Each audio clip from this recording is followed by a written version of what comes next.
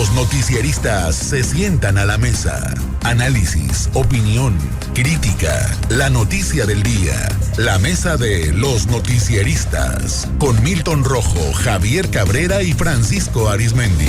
Los noticieristas observando en vivo.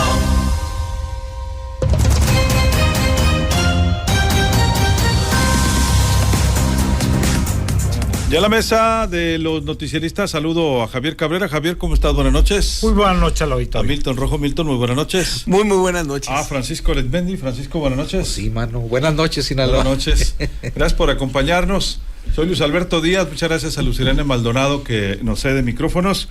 Bueno, el día de hoy, compañeros, María Isabel Cruz Bernal recibió el premio Medalla de Honor Doctora Norma Corona Sapiens 2025 en el marco del Día Internacional de la Mujer. Fue reconocida por su incansable lucha en la búsqueda de personas desaparecidas.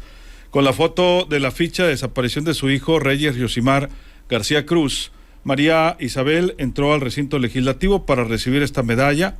Durante su discurso expresó que dicho reconocimiento es para sus hijos, a pesar de que este 8 de marzo María Isabel perdió a su hijo menor Ángel Tomás tras una enfermedad. Aún así se presentó al Congreso.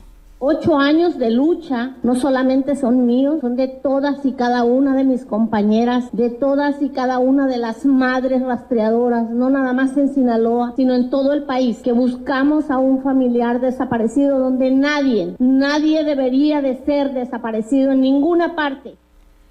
Bueno, su labor comenzó tras la desaparición de su hijo Yosimar, policía municipal sustraído de su hogar por personas armadas. Desde entonces pasó de ser estilista y ama de casa a convertirse en defensora de los derechos humanos y buscadora. De manera empírica han realizado labores de investigación, rastreo y acompañamiento a familias que buscan a sus seres queridos.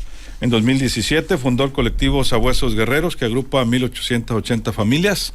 En la misma lucha, hasta ahora han logrado la recuperación de 689 cuerpos y más de 18,859 restos calcinados, 18,859.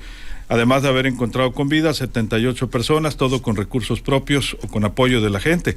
La diputada Teresa Guerra manifestó que desde el Congreso del Estado seguirán trabajando para que las leyes sean más efectivas y no tengan que ser ellas quienes busquen a sus hijas e hijos. Reconoció su trayectoria y firmeza al estar en este recinto legislativo a pesar del dolor que la embargaba por la pérdida de su hijo menor, esto en este último caso por causas naturales. Otorgamos esta medalla a una mujer cuya labor ha marcado un antes y un después en la defensa de los derechos humanos y la justicia social en Sinaloa y en México. María Isabel Cruz es un ejemplo viviente de resiliencia, de lucha, de determinación y de amor. Bueno, María Isabel Cruz representó que este hecho pues sí le representa una satisfacción, aunque pues la búsqueda no concluye. Alegría, dolor y lágrimas. Muchas, pero muy significativo reconocimiento para honrar a una mujer luchadora por la justicia y la verdad. Bueno, la señora Reinalda Pulido Chavira y Rosa María Robles Camacho, integrante del colectivo de búsquedas Madres en lucha por tu regreso a casa AC, fueron recibidas hoy también por el gobernador Rubén Rocha Moya. Reinalda es madre de Ernesto Vélez Pulido, menor de edad desaparecido el 8 de diciembre del 2020 en la colonia Adolfo López Mateos en Culiacán. Y bueno, representan a un sinnúmero de mujeres. Y así hay varios colectivos en Sinaloa, Javier, de norte a sur, de sur a norte, que por cierto se sumaron a las manifestaciones el Día Internacional de la Mujer y que pues se ha avivado este problema lamentablemente en medio de la crisis de inseguridad que se vive en Sinaloa y en México. Así como es muy alto el número de homicidios en algunos estados de la República, el número de desapariciones pues es lamentablemente también imparable.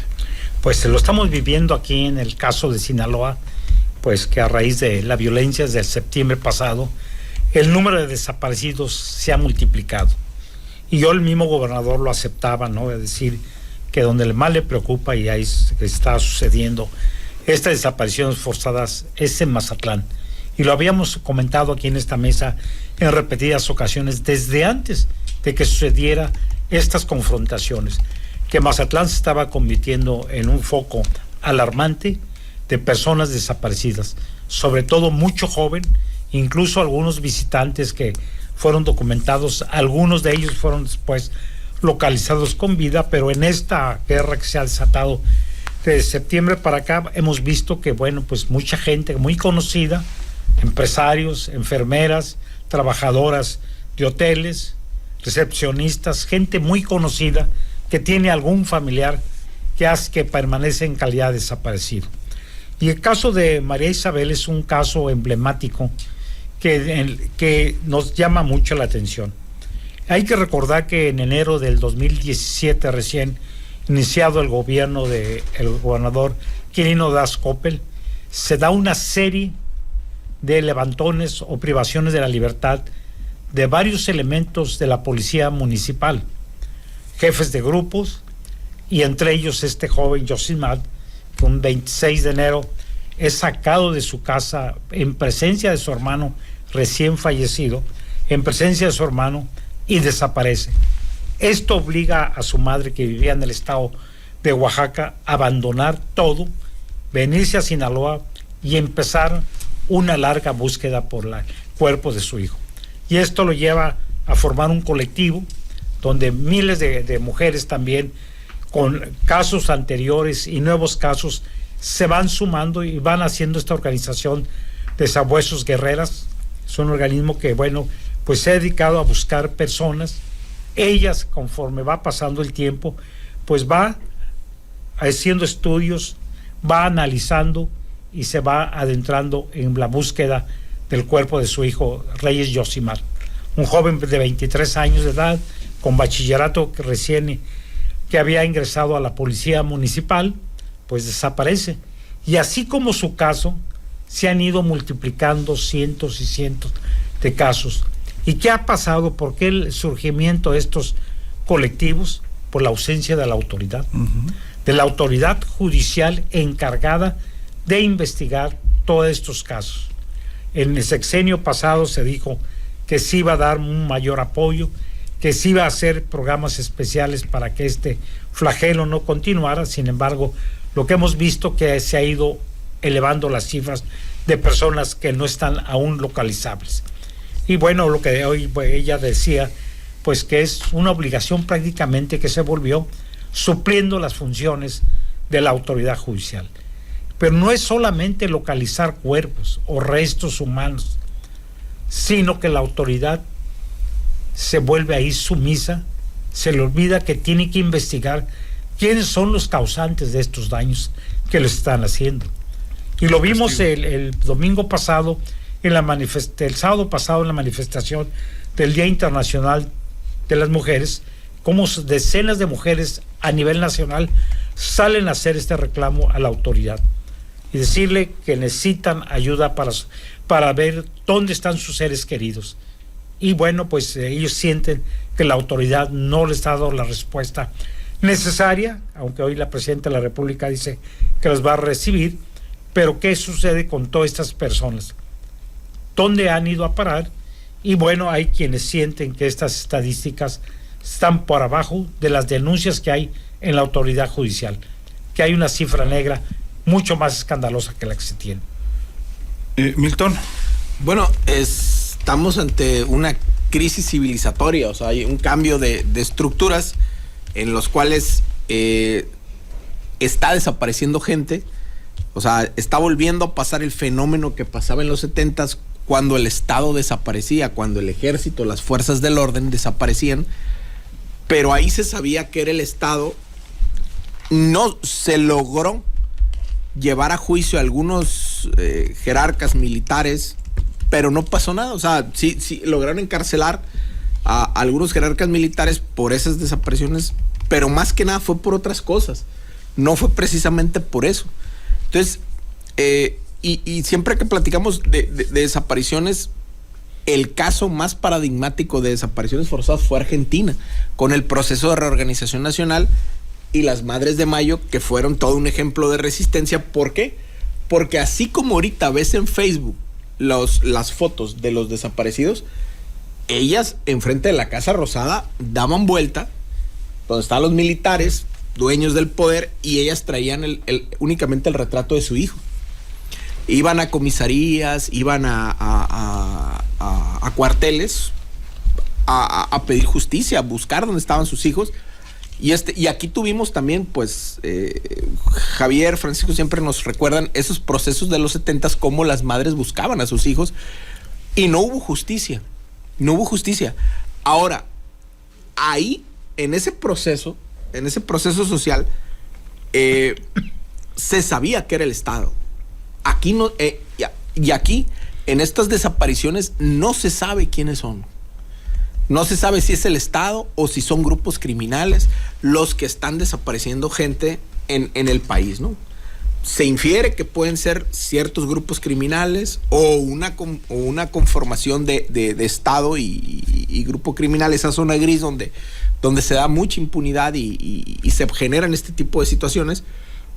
Pero cuando todo esto pase, no va a haber perdón o no va a haber restauración de esos daños. Porque, como bien comenta Javier, no hay justicia para esos sucesos que están pasando. Entonces, las madres, ¿qué buscan? Buscan hallar el cuerpo de sus hijos. ¿Por qué? Primero, porque nuestra tradición es dar cristiana sepultura a los muertos. Pero si no hayas a quién, entonces esa es la parte de la bestialidad de la crisis de civilización, porque desaparecen a las personas. Vean lo que pasó ahora en Jalisco. O sea, que hallaron un rancho donde supuestamente le llamaban el Kinder, era un centro de capacitación de un grupo criminal, y en ese rancho hallaron zapatos, 400 zapatos. Y nos vamos a las fotos de Auschwitz, a los campos de concentración, que era lo que guardaban de los judíos los alemanes, los zapatos, la ropa, todo. Entonces, estamos ante una situación, y explicaban varias gente, ¿no? que ha visto ese suceso. En este suceso de desapariciones, de sucesos de desaparición sistemática de personas, estamos ante una situación de exterminio donde ¿quiénes están muriendo? Jóvenes que por alguna razón desconocemos el por qué está pasando esto, pero sin embargo está pasando. Y Mazatlán, ¿por qué? Si es un lugar, como dijera José Alfredo, hasta un pobre se siente millonario. ¿Por qué? Porque tal vez pudiera tener alguna relación los excedentes de capital en la cuestión inmobiliaria. Y al haber esa expansión de esa industria de ese comercio inmobiliario, pudiera estar generando desapariciones forzadas. Así es. Francisco, ¿tu punto de vista? La historia sobre las desapariciones forzadas las empezamos a conocer en las dictaduras. Argentina, su época, Chile, en otros países de ahí de Sudamérica. Pues ahorita en Nicaragua no puedes mover nada en contra de quienes están ahí de dictadores. Somoza chiquito se queda. No, se toman un vaso de agua Somoza comparado con el que está ahorita Ortega y su esposa, que es vicepresidenta. Y en Cuba pues ya sabemos, etcétera. Aquí en México igual. ¿Quién empezó con las desapariciones forzadas? El Estado mexicano y los gobiernos estatales. Posteriormente, al paso de los años, se convirtió esto en una situación muy aplicada hasta la fecha por el crimen organizado. Recuerden el escándalo internacional, siempre lo refiero, cuando las 43 desapariciones de los muchachos de Ayotzinapa, y que empezaron a escarbar ahí en el municipio, donde el alcalde estaba preparándose para heredarle la alcaldía. Ya había nepotismo desde entonces, no andaban tan distraídos, dijera el otro. A su esposa, esa era noche de fiesta, porque ya estaba todo armado para que el alcalde saliente le entregara a su consorte, en un municipio gobernado por el PRD y un estado gobernado por el PRD en su época. Y cuando empiezan a buscar los cuerpos en zonas cercanas, donde escarbaban, hallaban. Donde escarbaban, y que empezaron a decir a nivel internacional: ¿qué está pasando en México que no puedes escarbar tantito porque encuentres un cadáver clandestino? En fin, esto que acaba de ocurrir allá en Jalisco, tengo entendido, fue tremendo. Es inaudito. Mas sin embargo, se trata de no hacer mucho ruido, de silenciar todo eso, como si en México viviéramos actualmente pues en un carnaval, no en un Disneylandia. Pero ahí está cómo en un primer entre que le pegó el gobierno, subestimaron lo que ahí había y dejaron como abandonado ahí esa zona, esa construcción, y siguieron haciendo de las suyas ahí los encargados, los malandros de esa zona, hasta que vean ustedes en qué escándalo estamos metidos, escalofriante, que inclusive da para las series que quieran de Netflix. El problema es que aparentemente no ocurre nada, y no hay día que desafortunadamente aquí en nuestro estado, en cualquier municipio, pues no nos amanezcamos con pues gente pidiendo que se comparta el levantamiento, una ficha de algún desaparecido, que es escalofriante, porque en Sinaloa levantón y desaparición, desafortunadamente sinónimo de muerte, pero ¿cuál es el dolor de la búsqueda de estas madres a nivel nacional? Pues que cuando menos quieren saber dónde quedaron los restos de su ser querido. Así es, Francisco. El otro tema pues es la violencia en esta primera etapa de la presidenta Claudia Sheinbaum. Se vivió este domingo, Javier, el día más violento en materia de homicidios dolosos, con 84 asesinatos en diversas entidades. Desplazó al 3 de enero como el día más violento del año. De los casos reportados, 16 asesinatos ocurrieron en Guanajuato, 9 en Baja California, 8 en Chihuahua y 6 en Jalisco. Son los estados que tuvieron más homicidios entre enero y febrero. De lo que va de marzo, se venía promediando 65 homicidios dolosos al día, de acuerdo con el informe. Ayer Celaya, en Guanajuato, se reportó el acribillamiento de 2 jóvenes. Un hombre fue atacado a balazos en Silao, dentro de una carpintería, y otro más fue encontrado muerto en un paraje en la carretera de Dolores, Guanajuato. También pues hubo algunas otras zonas. Acá me decías en Sinaloa fueron 4, ¿verdad? Los que se presentaron. 3 aquí en Tierra Blanca. Los que estaban cerca de una escuela. Cerca de una escuela, sí. Y bueno, Sinaloa no ha parado la violencia. Ya casi llegamos a los 1,000 muertos de septiembre a este mes, según la cifra oficial. Pero según las estadísticas, que llevamos mucha gente por fuera, pues la cifra se queda muy por abajo, ¿no? Esto podía ser comprensible porque hay muchos casos que tienen que ver con los enfrentamientos con el ejército, donde ha caído elementos del ejército y algunos elementos federales. Esos la Fiscalía General del Estado no los clasifica dentro de su registro, porque son delitos que se comprende que son federales, aun cuando son homicidios dolosos, ¿no? Pero la cifra también, cifra escandalosa de estos primeros 6 meses de esta violencia extrema, es que hablan de 1,290 personas que han sido reportadas como desaparecidas. Pero según los organismos y estos mismos colectivos de búsqueda, la cifra puede ser el doble. Ellos hablan de una cifra negra, claro, porque incluso si vemos las fichas que emite la Fiscalía General del Estado o la Comisión Estatal de Búsqueda de Personas y las fichas que publica los colectivos, pues no coinciden. Normalmente los colectivos hay días que son 5, 6, 7, y bueno, también hay una justificación en el sentido que si no hay denuncia formal, pues no se puede emitir la ficha y tiene que pasar cierto tiempo, ciertas características, y las familias, pues cuando no aparece de un momento a otro, de un día para otro, pues acuden a estos organismos, están acudiendo a estos organismos de búsqueda de personas que han sufrido la desaparición de sus seres queridos, ¿no? O sea, cómo la sociedad ha tenido que asumir una responsabilidad que es del Estado. Y bueno, pues en el caso de hoy, quien recibe un premio, la señora María Isabel, pues en un tiempo ha dicho que también pues ha tenido miedo, ¿no?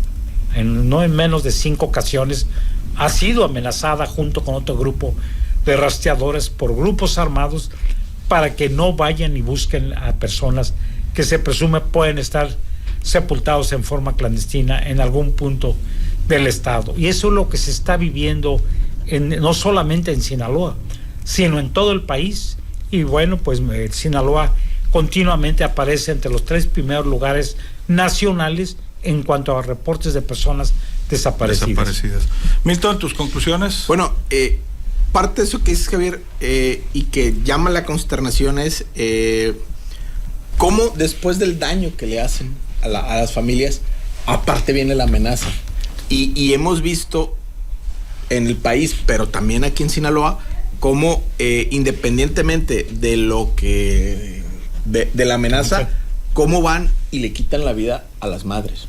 Y las madres, por lo que se sabe y se ve, solamente están pidiendo saber dónde está el hijo, ni siquiera están pidiendo justicia, están queriendo saber dónde está el cuerpo. Y ahí entra la bestialidad, ¿no? O sea, y dices tú, bueno, ¿qué civilización estamos viendo que no hay respeto, que brincan las barreras de toda lógica y pasan este tipo de situaciones? Y pasó, creo, en 2014 o 2015 con una madre buscadora. Y en otras ciudades también ha pasado ese tipo de situaciones, ¿no? Entonces, esta es una crisis de civilización que se está dando en nuestro país. Hay un cambio de las estructuras criminales y cómo están implementando dispositivos de orden dentro de ellos mismos para hacer funcionar mejor su maquinaria. ¿Y qué hacen? La desaparición. Entonces, ha sido tan sistemático que el propio Estado no tiene las herramientas ¿para qué? Para llevar a juicios. No, o sea, ¿cómo van a hacer para llevar a juicios? Y hace como un año, cuando al padre Roix de Colombia, cuando le dieron una medalla al mérito aquí en México, él decía, que es el presidente de la Comisión de la Verdad, él decía, sin perdón no hay futuro. Si la sociedad no camina sobre el perdón y sobre el arrepentimiento, no va a haber futuro. Y en Colombia han logrado ir hacia allá. Nosotros ni por equivocación vamos a pasar por ahí. Vamos a ir caminando sobre la sangre y las fosas. Y así va a ir caminando el país. Y así ha estado caminando. Y ahorita que decía Francisco la cuestión histórica, después del 81, Francisco, Javier, Luis, como que termina el ciclo de desapariciones forzadas. Hay un impas y en los 90s vuelven otra vez las desapariciones, pero a mujeres. Sí. Pero a mujeres. Que recordemos en Juárez que empiezan a dar eso. Y es hasta el 2006 cuando otra vez, con la guerra contra el narcotráfico, empieza el proceso de desaparición. Sí. Y acá el 2011. Sí, es correcto. El 2011 con todo. Francisco. Lo que se ocupa, Milton, más que eso del perdón y que tú llamas, lo que se ocupa es cero impunidad. Se ocupa cero impunidad. ¿Por qué? Porque buenos investigadores sí hay. Son tan buenos que en el momento de que se enteran a quién mataron o a quién levantaron, ellos ya saben de dónde viene el golpe. Pero como hay impunidad y hay corrupción, pues viva México, viva Sinaloa, viva Mazatlán, viva Culiacán.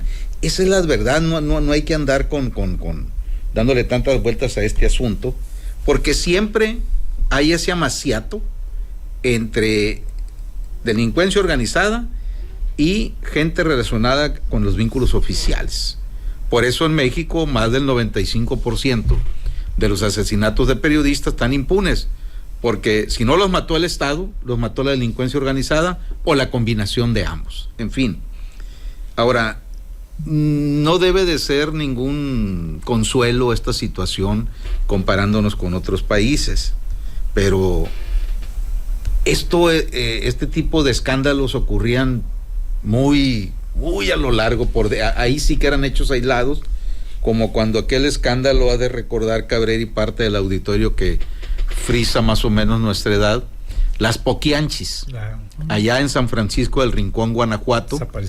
4 hermanas que tenían desde 1945 hasta que fueron descubiertas en el 64, pues eran asesinas seriales, prácticamente. Y hacían tamales. Y aparte utilizaban mucho el tráfico de trata de blancas para hacer eso. Y ya después, en la época que era presidente López Portillo, y que nombró al nefasto Negro Durazo, jefe de la policía, con un multiasesino como fue Francisco Sagún Vaca, cuando aparecieron aquellos cuerpos en las lumbreras. En las lumbreras de Tula, Hidalgo, por Tula, Hidalgo. Bueno, entonces a partir de eso, pero insisto, el problema siempre ha sido y va a ser la impunidad. Lo que quisiéramos no ver ya a futuro es que se sigan entregando reconocimientos a esas heroínas que son las madres, que su único pecado muchas veces hasta para perder la vida en esa lucha es únicamente saber dónde quedaron los restos de sus hijos o de sus hijas, y ellas mismas lo repiten: no queremos otra cosa más que eso. Sí, es 30 segundos, Javier. Sí, incluso pues ya nos están pidiendo que se investigue quiénes son los presuntos responsables de las desapariciones. Lo que quieren ellos es que rescatar los cuerpos, ¿no? Que aparezcan, identificarlos, y también ha sido un proceso nada fácil, a pesar de que con toda esta nueva tecnología poder identificar a las personas que son localizadas, no solamente por las rastreadoras, sino bajo otras circunstancias que a veces son puros restos óseos, se localizan, o muchos que han ido a las fosas comunes, que no se sabe quiénes son, cuál es la entidad. Y algunos casos, bueno, que han surgido, y no solamente en Sinaloa, sino en otras partes del territorio nacional, que cuerpos que han estado mucho tiempo en los servicios médicos forenses, a pesar de que las familias los han buscado, pues han permanecido por años, y por circunstancias de la vida, pues son identificados y se les retorna a las familias lo que queda de ellos. Es un asunto bastante complicado. El Estado está haciendo, aquí en el caso de Sinaloa, algunos esfuerzos para poder identificar más rápidamente todos esos cuerpos que están aquí en el servicio médico forense, y también los que están en fosas comunes, porque es uno de los reclamos también de estos colectivos. Así es, Javier, muchas gracias. Buenas noches al auditorio. 30 segundos. Parte de esa crisis, cuando ha habido grandes tragedias como la de Ayotzinapa, ¿quiénes han venido a explicar lo que pasa y dar una metodología de esa cuestión de desaparición sistemática? ¿Argentinos o chilenos? O sea, los grandes peritos de cuestión de cuestión forense son argentinos. ¿Por qué? Porque ellos ya pasaron esa tragedia y sistematizaron metodologías. ¿Para qué? Para salir adelante de ese tipo de situaciones. Por eso ahorita en el laboratorio ahorita forense son argentinos los que están viendo eso. Así es. Porque ellos lo padecieron y lo vivieron y salieron adelante. Y eso nos falta a nosotros. Muchas gracias, Milton. 30 segundos, Francisco. Lo que pasa es que andamos tan mal nosotros todavía en eso, que de cuántos casos nos hemos enterado de que un familiar desaparecido, pues resulta que podía tener ya meses o quizás años. ¿Dónde? Ahí en el forense. O sea, ni para eso hay todavía, no sé si ya lo tendrán, pues las huellas, etcétera, qué sé yo. Ya están haciéndolo. Un banco. Entonces tienen que ser los familiares los que digan, pues vamos a ver si es cierto, a revisar, pero efectivamente se está planeando hacer más, invertirle más a eso. La pregunta es cuándo se le va a invertir para que esto cese. Y no es una cuestión de economía, es una situación simple y llanamente de voluntad política y de no tener nexos con la delincuencia de ningún tipo, organizada o desorganizada, igual de dañina las dos. Así es. Muchas gracias, Francisco. Gracias y buenas noches. En la mañana cometí una grave omisión porque felicité a mi sobrino Fabián Osvaldo Galicia Arizmendi, pero también omití felicitar a otro gran sobrino, hijo de mi hermano Fernando, que lleva su nombre, por cierto, a Clemente Fernando Arizmendi, a Fernandito, que allá nos escucha diariamente de Guadalajara. Y bueno, pues te mando un abrazo y ya sabes pues que el regalo siempre hay, mi querido Fernandito, y que la sigas hay Amazon, bien. Hay Mercado Libre, y hay transferencia. Ya sabe mi querido Nandito que, ¿no? No es cierto. Oye, ¿qué tomará para los nervios, Nandito? Nada, no, va así vive. Buenas noches, Sinaloa. Muchas gracias, Francisco. Muchas felicidades. Así nos despedimos, se quedan bien acompañados, bien acompañadas en Vibra Radio. Soy Luis Alberto Díaz, que la pase de lo mejor.